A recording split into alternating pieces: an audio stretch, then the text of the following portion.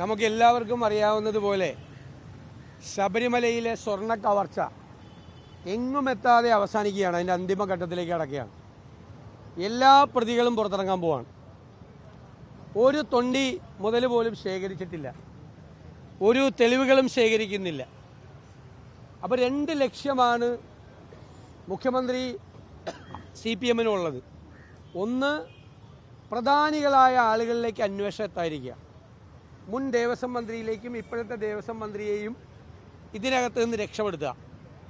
രണ്ടാമത്തെ കാര്യം, ഇപ്പോൾ ജയിലിലായ 3 CPM നേതാക്കന്മാരെയും പുറത്തു കൊണ്ടുവരിക. ഈ കേസ് അന്വേഷണം തെളിവില്ലാതെ അവസാനിപ്പിക്കുക. അതിനുവേണ്ടി SIT-യുടെ മീതെ മുഖ്യമന്ത്രിയുടെ ഓഫീസ് നടത്തുന്ന കനത്ത സമ്മർദ്ദമാണ് ഇപ്പോൾ ശബരിമല കേസിലുള്ളത്. ശബരിമല കേസ് എങ്ങും എത്താതെ അവസാനിക്കാൻ പോകുന്ന ദൗർഭാഗ്യകരമായൊരു സാഹചര്യത്തിലേക്ക് പോവുകയാണ്. എല്ലാവരും സ്റ്റാറ്റ്യൂട്ടറി ജാമ്യം കിട്ടി പുറത്തു വരുന്നൊരു സാഹചര്യമാണ്. സർക്കാരാണ് ഇതിൻ്റെ അകത്ത് ഇടപെടുന്നത്.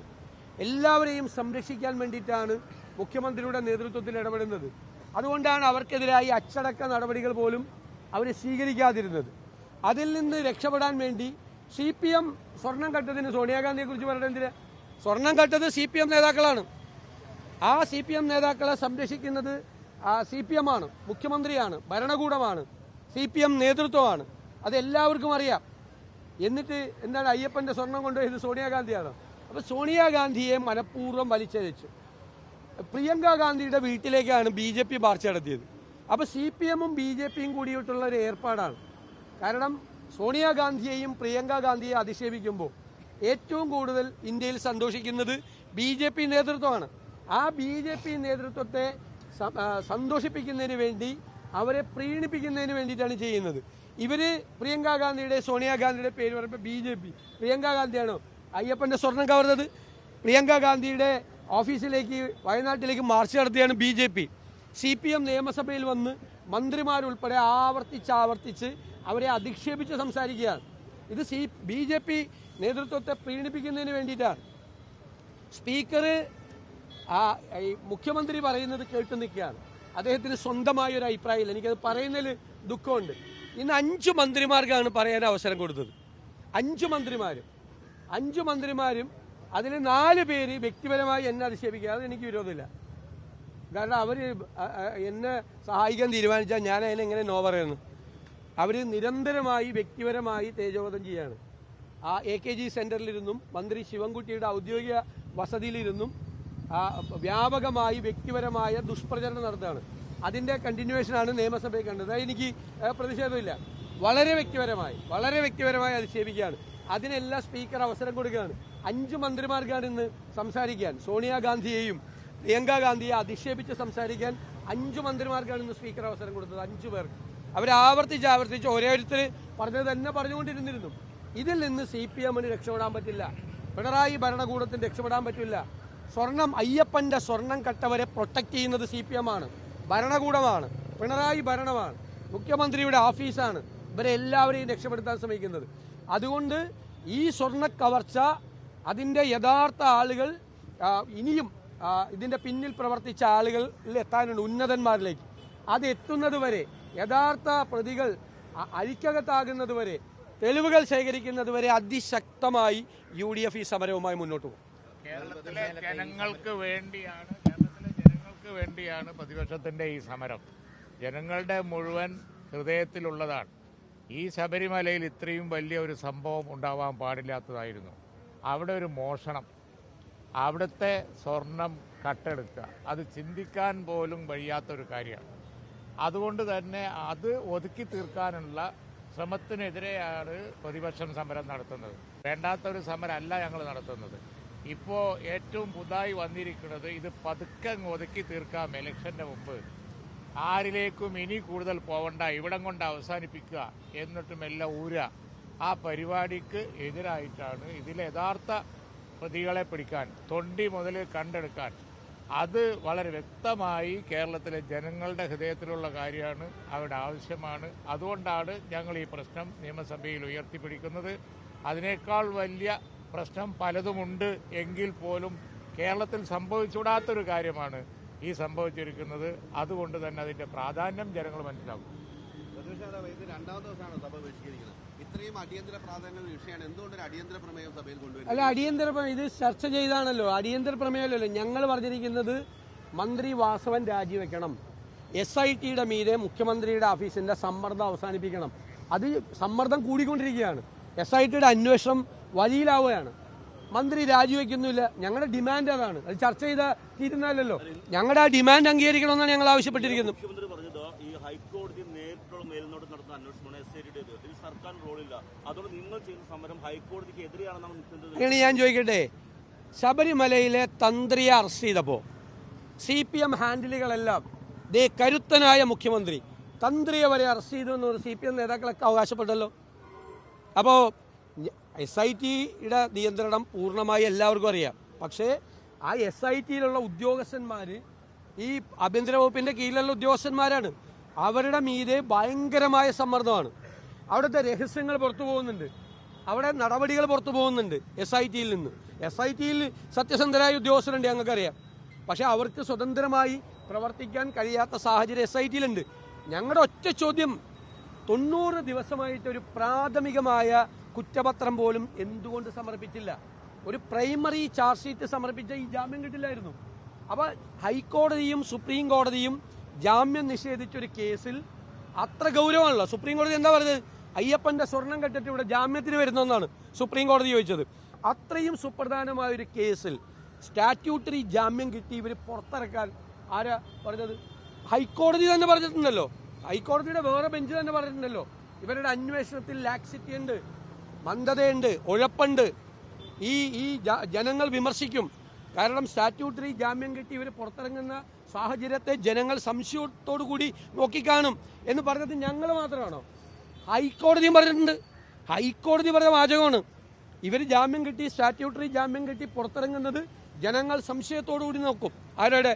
SITയുടെ മീതെ. അപ്പോൾ SITക്ക് പാളിച്ചകൾ പറ്റിയിട്ടുണ്ട്, ഒരു സംശയമില്ല. മുഖ്യമന്ത്രി ഞങ്ങൾ നേരത്തെ പറഞ്ഞല്ലോ, ഞാൻ തെരഞ്ഞെടുപ്പ് കാലത്ത് പറഞ്ഞു, കടകംപള്ളി സുരേന്ദ്രനെ ചോദ്യം ചെയ്തത് മാറ്റിവെപ്പിച്ചു. അത് തെരഞ്ഞെടുപ്പ് കഴിഞ്ഞപ്പോൾ പറഞ്ഞല്ലോ, ഒരു മന്ദതയുണ്ടായി. ഡേറ്റ് വെച്ചിട്ട് ഹൈക്കോടതി പറഞ്ഞു ഒരു മന്ദത, ഒന്നും ചെയ്തില്ല, കുറച്ച് ദിവസം ഒന്നും. അത് തെരഞ്ഞെടുപ്പ് കാലത്ത് CPM പ്രതിക്കൂട്ടിലാവും കടകംപള്ളി സുരേന്ദ്രനെ ചോദ്യം ചെയ്താൽ. അതുകൊണ്ട് തെരഞ്ഞെടുപ്പ് കഴിയുന്നത് വരെ സൗകര്യത്തിന് മാറ്റിവെച്ചു. ഇതാണ് ചെയ്തുകൊണ്ടിരിക്കുന്നത്. അതൊരു സിംഗിൾ ബെഞ്ച് ഒരു ജാമ്യാപേക്ഷയിൽ ആണല്ലോ, സിംഗിൾ ഹൈക്കോടതിയല്ലേ. പക്ഷേ ഡിവിഷൻ ബെഞ്ച് അതല്ലല്ലോ. അല്ലല്ല, ഡിവിഷൻ ബെഞ്ച് എപ്പോഴാണ് പറഞ്ഞിരിക്കുന്നത്? ഡിവിഷൻ ബെഞ്ച് എപ്പോഴാണ് പറഞ്ഞത്? അത് കഴിഞ്ഞിട്ടല്ലേ ഈ സംഭവങ്ങൾ. അന്ന് ഞങ്ങൾ ആരെങ്കിലും ഡിവിഷൻ ബെഞ്ച് ഭരണകാലത്ത് ഞങ്ങൾ ആരെങ്കിലും SITയെ വിമർശിച്ചോ? നിങ്ങൾ എടുത്തെടുത്ത ചോദ്യത്തിന് ഞാൻ പറഞ്ഞതാണ്, ഇപ്പോഴും ഞങ്ങൾക്ക് വിശ്വാസം ഉണ്ടെന്നാണെന്ന് പറഞ്ഞത്. SITയിൽ വിശ്വാസമുണ്ട്, അവർ സത്യമായി കാര്യങ്ങൾ ചെയ്യും. ചെയ്തില്ലെങ്കിൽ നമുക്ക് അപ്പം നോക്കാം, അപ്പം പറയാമെന്നാണ്. നിങ്ങളൊരു 5 പ്രാവശ്യമെങ്കിലും എന്നോട് ചോദിച്ചിട്ടുണ്ട്, തിരുവനന്തപുരത്തെ മാധ്യമ പ്രവർത്തകർ, SITയിൽ അവിശ്വാസം. ഞങ്ങൾ പറയും SITയിൽ അവിശ്വാസമില്ല, ഹൈക്കോടതി നിയന്ത്രണത്തിലാണ് SITയുടെ അന്വേഷണം വഴി തെറ്റിയാൽ ഞങ്ങൾ അന്ന് പറയാമെന്ന് പറയും. ഇപ്പോൾ വഴി തെറ്റി സ്റ്റാറ്റ്യൂട്ടറി ജാമ്യം കിട്ടി, ഇപ്പോൾ ഉണ്ണികൃഷ്ണൻ പോറ്റി വരെ പുറത്തിറങ്ങുവാണ്. അപ്പോൾ വഴി തെറ്റിയില്ലേ? എന്തുകൊണ്ടാണ് കുറ്റപത്രം, പ്രാഥമിക കുറ്റപത്രം SIT കൊടുക്കാത്തത്? അത് ഗൗരവമുള്ള കാര്യമല്ലേ? അത് ഹൈക്കോടതി പറഞ്ഞാലും പറഞ്ഞില്ലെങ്കിലും നാട്ടുകാർ മുഴുവൻ മറ്റേ സിംഗിൾ ബെഞ്ച് പറഞ്ഞതുപോലെ സംശയത്തോടു കൂടിയാണ് SITയെ നോക്കുന്നത്. ഒരു കോടതിയാണ് പറഞ്ഞത്, സംശയത്തോടു കൂടി. എന്തുകൊണ്ട് പ്രാഥമിക കുറ്റപത്രം പോലും സമർപ്പിക്കാതെ ഇവർ പുറത്തിറങ്ങാനുള്ള അവസരം ഉണ്ടാക്കി? ആ ചോദ്യത്തിന് മറുപടി പറഞ്ഞാൽ മതിയാവും. ഞങ്ങളുടെ രാഷ്ട്രീയ ആരോപണമാണ്.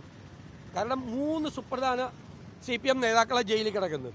ഇനി അന്വേഷണം വ്യാപിച്ചാൽ ഇനിയും പ്രധാനപ്പെട്ട CPM നേതാക്കളകത്തു പോകും.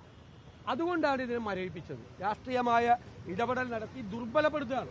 ഒരു മറുപടി ആവശ്യപ്പെടുന്നുണ്ട്, പക്ഷേ ആ മറുപടി പറയാനുള്ള സാഹചര്യം കൊടുക്കാതെ സഭയിൽ ഇറങ്ങി പോകുന്ന എല്ലാത്തിനും 5 മന്ത്രിമാരെ എഴുന്നേറ്റ് പറഞ്ഞല്ലോ, സഭ ഞങ്ങൾ പ്രതിഷേധം പല രീതിയിൽ പ്രകടിപ്പിക്കും. ഈ നിയമസഭാ ചരിത്രം നിങ്ങൾ പരിശോധിച്ചാൽ അവർ പ്രതിപക്ഷത്തിരുന്നപ്പോഴും പല രീതിയിലുള്ള പ്രതിഷേധം അവർ പ്രകടിപ്പിച്ചിട്ടുണ്ട്. ഇപ്പം ഇന്ന് ഞാൻ പറഞ്ഞില്ലേ, ഇന്ന് പാർലമെന്ററി കാര്യ മന്ത്രി പറഞ്ഞല്ലോ, എങ്ങനെയാണ് സഭയിൽ ഇന്നലെ ചാടി കയറി. ഞങ്ങൾ ചാടി കയറിയല്ലോ, കമ്പ്യൂട്ടർ എടുത്ത് വലിച്ച് അറിയില്ലല്ലോ. സ്പീക്കർ ഇരുന്ന കസേര എടുത്ത് താഴേക്കിട്ട ആളെ കൂടെ ഇരുത്തിക്കൊണ്ടാണ് സംസാരിക്കുന്നത്. എന്നിട്ട് ഞങ്ങൾക്ക് ക്ലാസ് എടുക്കുകയാണ് മന്ത്രിമാര് എങ്ങനെ നിയമസഭയിൽ പെരുമാറണമെന്ന്. ഒക്കെ അവരെ കൂടെ ഇരിക്കുന്നുണ്ട്. എല്ലാ കുഴപ്പവും കാണിച്ച ആളുകൾ അവരുടെ കൂടെ ഇരിക്കുന്നുണ്ട്. ഞങ്ങൾ പ്രതിഷേധിച്ചു, ശക്തിയായി പ്രതിഷേധിച്ചു, ഒരു സംശയ കാര്യത്തില്ല. ആ പ്രതിഷേധം തുടരുക തന്നെ ചെയ്യും. സമാധാനപരമായിട്ടാണ് പ്രതിഷേധിച്ചത്. അവർക്ക് എന്തും പറയാമല്ലോ. എന്താണ് പ്രതിപക്ഷം ആദ്യമായിട്ടാണ് സമരം ചെയ്യുന്നത്?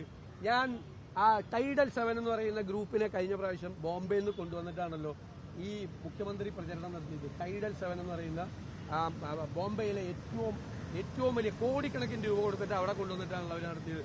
അവർക്കുണ്ടല്ലോ PR ഏജൻസികൾ. സുനിൽ കനകോല് കോൺഗ്രസ്സുകാരനാണ്, കോൺഗ്രസിന്റെ അംഗമാണ്. അദ്ദേഹം ഞങ്ങളുടെ തെരഞ്ഞെടുപ്പ് കാര്യങ്ങളിൽ രാജ്യത്തെ എല്ലായിടത്തും സഹായിക്കാറുണ്ട്. ഇവിടെ കേരളത്തിലെ UDF കൂടിയിട്ടാണ് ഞങ്ങൾ തെരഞ്ഞെടുപ്പ് പരിപാടികളെല്ലാം ഞങ്ങൾ ആസൂത്രണം ചെയ്യുന്നത്. പിന്നെ ചെയ്യാൻ വേണ്ടിയിട്ട് അഡ്വൈസ് വേണമല്ലോ. അപ്പൊ ഇതെന്ന് വെച്ചാൽ വളരെ മോശമായിട്ടൊരു വ്യക്തിയെ അധിക്ഷേപിക്കുകയാണ്. മനസ്സിലായില്ലേ? എന്തൊക്കെയാണ് പറഞ്ഞത്? കാരണം കോലു എന്നൊക്കെ എന്തൊക്കെ അധിക്ഷേപം പറഞ്ഞത്. എന്നിട്ട് ഉള്ളി അധിക്ഷേപിച്ച കാര്യം അദ്ദേഹം പറഞ്ഞുകൊണ്ടിരിക്കുകയാണ്. ആ മന്ത്രിനെ എന്തെല്ലാം ഇതാണ് പറഞ്ഞത്. മന്ത്രി രാജീവ് എന്തെല്ലാം അധിക്ഷേപിച്ചാണ്, എന്നെ വ്യക്തിപരമായി അധിക്ഷേപിച്ചാണ്. അദ്ദേഹത്തിന്റെ മനസ്സിൽ എന്നെ കുറിച്ചുള്ള മുഴുവൻ കാര്യമൊന്നും പറഞ്ഞു. മനസ്സിൽ ചിലർക്ക് ഇഷ്ടമാവില്ലല്ലോ ചിലരെ. അപ്പൊ എന്നെ ഇഷ്ടമല്ലാന്ന് എനിക്ക് മനസ്സിലായി. ഉള്ളിലുള്ള ഒരു വ്യക്തിയോടുള്ള ഒരു മുഴുവൻ വിരോധവും അദ്ദേഹം വ്യക്തിപരമായ വിരോധം അദ്ദേഹത്തിന്റെ ഉള്ളിൽ ഒളിപ്പിച്ചു വെച്ചത് മുഴുവൻ അറിയാതെ പുറത്തേക്ക് വന്നു. നിങ്ങളോടെന്താ പറഞ്ഞത്? ചീഫ് ജസ്റ്റിസ് ബാലിയെ നാട് കടത്തണമെന്ന് ആവശ്യപ്പെട്ടുകൊണ്ട് SFI DYFI പ്രവർത്തകർ ഹൈക്കോടതിയിലേക്ക് മാർച്ച് ചെയ്തു. ആ സമരം ഞാൻ നിങ്ങളോട് ഇന്നലെ പറഞ്ഞത് നിങ്ങളുടെ റെക്കോർഡിലുണ്ട്, നിങ്ങൾ നോക്കിക്കോ. ആ സമരം അല്ലല്ല ഇത് രണ്ടുപേരും അങ്ങോട്ടും ഇങ്ങോട്ടും ആ ഒരു സ്ലിപ്പ് ഉണ്ടായി കാണും. അതൊക്കെ എല്ലാവർക്കും പറ്റുന്നതല്ലേ. അത് എന്റെ സമനില തെറ്റി, എനിക്ക് പ്രാന്തായി എന്നാണ് പറഞ്ഞത്. അതായത് ഒരു വകുപ്പ് മാറി ഞാൻ പറഞ്ഞപ്പോ എല്ലാവർക്കും സ്ലിപ്പ് ഉണ്ടാവില്ലേ? സ്ലിപ്പ് ഒരു പാർലമെന്ററി കാര്യ മന്ത്രിയെ പറഞ്ഞ അടുത്ത മന്ത്രിക്കുള്ള മറുപടി പറയുന്നതിന്റെ ഇടയിൽ പാർലമെന്റ് ഇതൊക്കെ ഒരു സ്ലിപ്പ്, ഒരു വകുപ്പിന്റെ പേരിൽ ഒരു സ്ലിപ്പ് ഉണ്ടായപ്പോ എനിക്ക് ഭ്രാന്താണ്, എന്റെ സമനില തെറ്റി, എന്റെ ബോധം പോയി ഒക്കെയാണ് പറഞ്ഞത്, സംസാരിച്ചത്. അപ്പൊ എത്രമാത്രം വിരോധവും ശത്രുതയും വ്യക്തിപരമായി എന്നോടുണ്ട് എന്നതാണ് അവിടെ കാണിച്ചത്. കാരണം ടാർഗറ്റ് ചെയ്യാൻ അതെനിക്കറിയില്ല. ഞാൻ എന്നെ ടാർഗറ്റ് ചെയ്തുകൊണ്ട് എല്ലാവരും, ഞാൻ പറഞ്ഞല്ലോ കഴിഞ്ഞ കുറേ നാളുകളായിട്ട് തുടങ്ങിയിരിക്കുന്നത്. ഞാൻ പറഞ്ഞത് ഞാനത് എൻജോയ് ചെയ്യാണ്. കാരണം എന്നെ ഇങ്ങനെ സഹായിക്കാൻ എല്ലാവരും കൂടി ഇറക്കി കഴിഞ്ഞാൽ ഞാനെന്ത് ചെയ്യും? എന്നെ സഹായിക്കാണെന്നാണ് എന്റെ വിചാരം. മുഖ്യമന്ത്രിക്ക് പഠിക്കുകയാണെന്നാണ് പറഞ്ഞത്. അതൊക്കെ ആർക്കെതിരെയും സംസാരിക്കാമല്ലോ. ഞാൻ നേതാവല്ലേ, ഞാൻ UDFന്റെ ചെയർമാനല്ലേ, ഞാൻ ഈ ഭാഗത്തെ ലീഡ് ചെയ്യുന്ന ആളല്ലേ. എനിക്ക് വേണമെങ്കിൽ തിരിച്ചു പറയാമല്ലോ. ഈ പറയുന്ന CPM-ലെ 2ാം നിര മുഴുവൻ മുഖ്യമന്ത്രിക്ക് പഠിക്കുകയാണെന്ന് പറയാലോ. ഞാൻ പറഞ്ഞില്ലല്ലോ അവര് മുഖ്യമന്ത്രിയാകാൻ ആഗ്രഹിച്ചെന്താ തെറ്റ്? അല്ലല്ല, അതൊക്കെ വ്യക്തിപരമായ വിരോധമാണ്. ഈ മുഖ്യമന്ത്രിക്ക് പഠിക്കുക തുടങ്ങിയ കാര്യമായ വിരോധമാണ്, വ്യക്തിപരമായി ടാർഗറ്റ് ചെയ്യാണ്. ഞാൻ എന്നെ ഇത്ര ഭയപ്പെടുന്നുണ്ടെന്ന് എനിക്ക് ഇത്ര മനസ്സിലായി.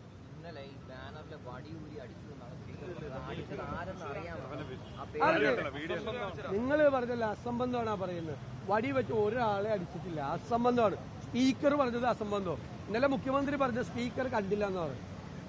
സ്പീക്കർ കണ്ടില്ല എന്ന് പിന്നെ എങ്ങനെ സ്പീക്കർ ഇന്ന് അത് പറയണം? സ്പീക്കർ കണ്ടില്ല എന്ന് ഇന്നലെ എന്താണ് സ്പീക്കർ പറഞ്ഞത് നിയമസഭയിൽ?